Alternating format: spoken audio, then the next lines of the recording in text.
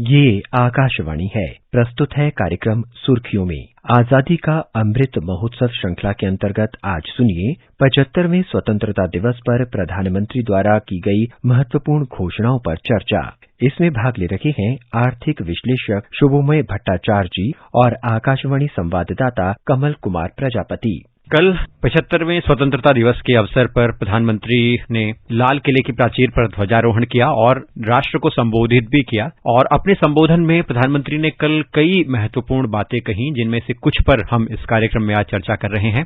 शुभमोय जी, सबसे पहले अगर हम प्रधानमंत्री गति शक्ति नेशनल मास्टर प्लान का ही आपसे जिक्र करें तो प्रधानमंत्री ने जैसा कि कहा, ये एक बहुत व्यापक परियोजना साबित होने वाली है, क्योंकि इसमें 100 लाख करोड़ रुपए का खर्च होगा और इससे लाखों लोगों को रोजगार मिलने की संभावनाएं पैदा होंगी। और इंफ्रास्ट्रक्चर के मामले में ये देश में एक होलिस्टिक इंफ्रास्ट्रक्चर डेवलप करने की ओर एक बड़ा कदम होगा। तो आपको क्या लगता है कि देश में बुनियादी ढांचे के विकास और अर्थव्यवस्था को एक नया रूप देने की दिशा में ये परियोजना कितनी महत्वपूर्ण साबित होने वाली है? आज से ही कई जगहों पे पीएम योजना के साइट पर सरकार ने सुझाव मांगे हैं, जिससे पता चलता है कि ये गति शक्ति योजना का असल मकसद क्या है। क्योंकि कल प्रधानमंत्री जी नेचुरली मुख्य बिंदु थे, उस पर ही उनको बातें करने का समय मिला। लेकिन आज जब पीएम योजना के अंतर्गत चीजों का देखने का डिटेल जब मिलता है, इसमें बात किया जा रहा है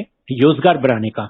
और रोजगार बढ़ाने के लिए क्या क्या कदम उठा सकते हैं सरकार की तरफ से, सरकार के सपोर्ट से दूसरे सेक्टर्स में, और सरकार के सपोर्ट के बिना भी कोई भी सेक्टर में किस तरह के कार्यक्रम हो सकते हैं। एक तरफ तो इंफ्रास्ट्रक्चर निर्माण की संरचना का एक मुख्य बिंदु है, साथ ही इसमें इंफ्रास्ट्रक्चर के साथ साथ उस इंफ्रास्ट्रक्चर को किस तरीके से जो छोटे शहर हैं या हमारे जो गांव हैं, वहां पे जो युवा हैं, उनको किस तरीके से इस इंफ्रास्ट्रक्चर से नौकरी मिल सकती है, काम मिल सकता है या खुद रोजगार पैदा कर सकते हैं, उसको सामंजस्य लाने का गति शक्ति योजना का मुख्य उद्देश्य है। एग्जाम्पल देते हैं, जैसे कि broadband network. Broadband network Bharat में प्रधानमंत्री ने ही कुछ महीनों पहले घोषणा किया था कि हर पंचायत में, और बाद में कहा गया हर घरों में ब्रॉडबैंड नेटवर्क पहुंचाया जाएगा। जो सरकार अभी देश में चारों तरफ जैसे कहते जाल बिछाने का कोशिश कर रहे हैं, जैसे जल जीवन मिशन या दूसरे जो एक्टिविटीज हैं, ताकि उनसे सिर्फ एसेट ही क्रिएशन ना हो, एसेट के साथ साथ रोजगार भी क्रिएट हो, रोजगार का जरिया बने वो। यानी कि इंफ्रास्ट्रक्चर को सिर्फ एक कोल्ड, जिसे कहते हैं mass of assets, buildings, roads, bridges, rail lines, सिर्फ इसी पे ही ना देखकर उसको कनेक्ट करना एम्प्लॉयमेंट के साथ, यही है प्रधानमंत्री गति शक्ति योजना का उद्देश्य।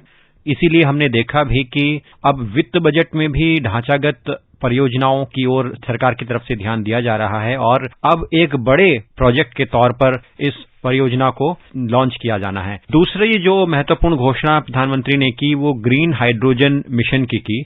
लक्ष्य तय किया गया है कि देश में ग्रीन हाइड्रोजन के प्रोडक्शन को बढ़ाया जाए और उसका जो निर्यात है और जो उत्पादन है, उस क्षेत्र में भारत विश्व भर में एक ग्लोबल हब बने। तो आपको क्या लगता है कि स्वच्छ ऊर्जा के उत्पादन के क्षेत्र में ये कितनी एक महत्वपूर्ण सोच है?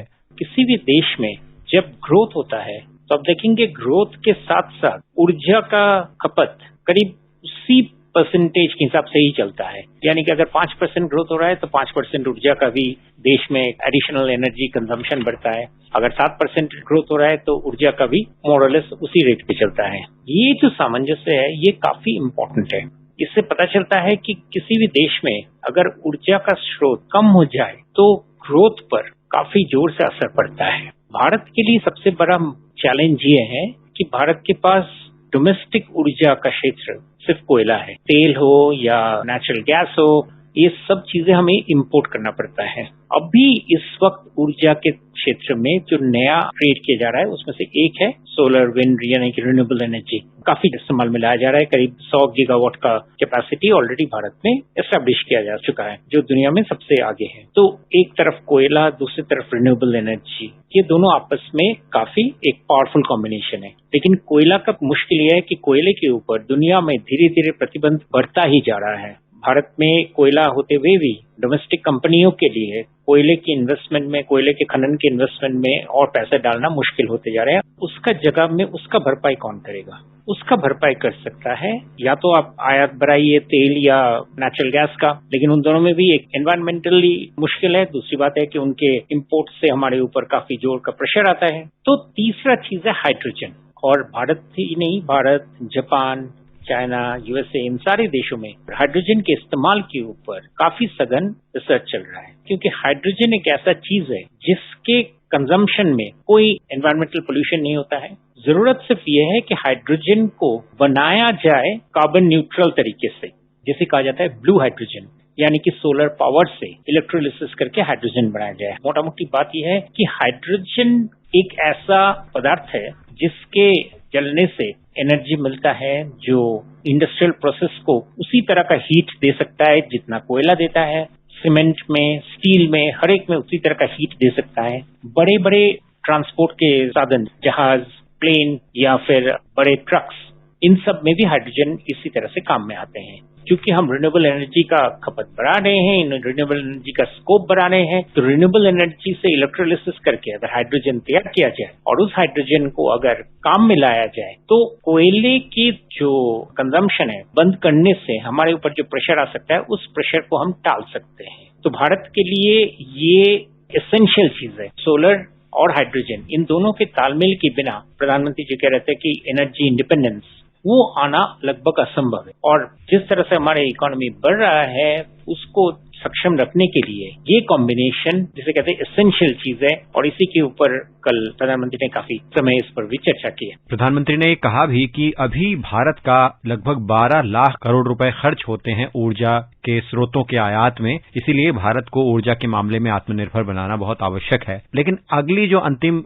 घोषणा जिस पर हम आपसे चर्चा करना चाहेंगे कि 75 सप्ताह यानी बीते 12 मार्च से लेकर 15 अगस्त 2023 तक जो अमृत महोत्सव मनाया जा रहा है पूरे देश में, इन 75 सप्ताह में लक्ष्य है कि 75 नई वंदे भारत रेलगाड़ियां चलें, जिनसे कि देश के कोने कोने को जोड़ा जाए। तो रेलवे के जो भी प्रोजेक्ट्स हैं सरकार के, और ये वंदे भारत रेल का जो ये प्रोजेक्ट है, किस तरह देश में कनेक्टिविटी को सुधारने में और यातायात को और मजबूत करने में ये एक अहम भूमिका निभा रही है। रेलवे का डेवलपमेंट या प्रगति भारतीय इकोनॉमी के लिए बहुत ही जरूरी है। भारत की आबादी के करीब 140 करोड़ लोगों में से अभी भी ज्यादातर ट्रेन का ही इस्तेमाल करते हैं। ट्रेन इस्तेमाल करना अगर है तो ट्रेन की जो कैपेसिटी है, मैं पैसेंजर ट्रेन की बात कर रहा हूँ, फ्रेट ट्रेन अपने आप में वो अलग चीज है, उनकी कैपेसिटी काफी हद तक सोचनीय हो गया है। ट्रेन सेट्स जिसको हम बोलते हैं कि जो प्रोडक्शन होके आए हैं, उनके बहुतों के मेंटेनेंस वगैरह बहुत कुछ वजह से उनकी हालत खराब है। साथ में बहुत बड़ा जरूरत सामने आ रहा है, वो है कि जैसे ही दिल्ली, मुंबई, चेन्नई, बेंगलुरु, हैदराबाद, इन सब शहर जैसे बढ़ते जा रहे हैं, तो इनके पास के इलाके में जो लोग रहते हैं, उनके लिए हर रोज शहर में आना और शहर में वापस जाने के लिए काफी तादाद में यात्रा करने के लिए कोई अच्छा साधन नहीं है। तो ट्रेन्स जो काफी फास्ट गति से 100-150 किलोमीटर तक का दूरी तय कर सके और लोगों को शहर में ला सके कामकाज के लिए, और फिर उसी तरह से वापस ले जा सके, इनका जो जरूरत है वो सिर्फ इसी तरह के नए ट्रेन से ही हो सकता है, जिनका इंजीनियरिंग का कंसेप्ट ही डिफरेंट है। आप देखेंगे वंदे भारत वैसे ही कुछ कुछ शहरों में आ चुके हैं, और इन अभी जरूरत है कि इस तरह के ट्रेन सेट का और भी, जिसे कहते हैं, बहुत जल्दी विस्तार। इसलिए ये एक्सपेंशन प्लान निश्चित ही सराहनीय है। शुभमय जी, कार्यक्रम में आप जुड़े और इन महत्वपूर्ण घोषणाओं पर आपने हमारे साथ अहम जानकारियां साझा की। आप चर्चा में शामिल हुए, आपका धन्यवाद। अभी आप सुन रहे थे आजादी का अमृत महोत्सव श्रृंखला के अंतर्गत 75वें स्वतंत्रता दिवस पर प्रधानमंत्री द्वारा की गई महत्वपूर्ण घोषणाओं पर चर्चा। इसमें भाग ले रहे थे आर्थिक विश्लेषक शुभमोय भट्टाचार्य जी और आकाशवाणी संवाददाता कमल कुमार प्रजापति। यह कार्यक्रम आकाशवाणी के समाचार सेवा प्रभाग द्वारा प्रस्तुत किया गया। इसे आप हमारे mobile app news on AIR और YouTube channel news on AIR official पर भी सुन सकते हैं। इस कार्यक्रम के संबंध में अपनी प्रतिक्रिया आप हमें ईमेल कर सकते हैं। पता है airnsdtalks@gmail.com। ये कार्यक्रम फिर से सुनने के लिए लॉग ऑन करें हमारी वेबसाइट newsonair.nic.in।